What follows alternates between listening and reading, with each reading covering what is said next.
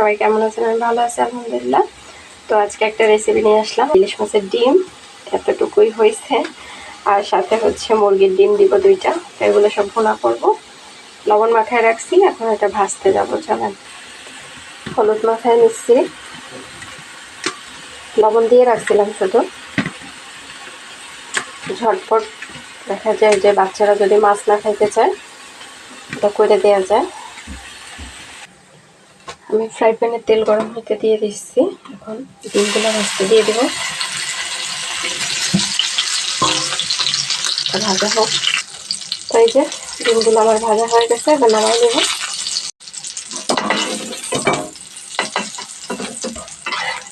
খুব ঝটপট একটা রান্না,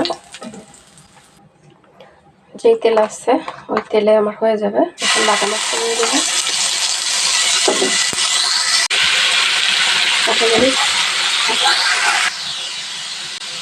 হলুদ গুঁড়া, ধনিয়ার গুঁড়া, আর কিছু না, লবণ, ধনিয়ার গুঁড়া, হলুদ আর হচ্ছে মরিচের গুঁড়া দিয়ে দিলাম।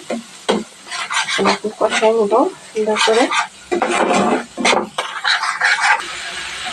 তো আমি হচ্ছে মশলা কষানোতে অল্প একটু পানি দিচ্ছিলাম। এখন মশলার সাথে এগুলো একটু কষাই নেব।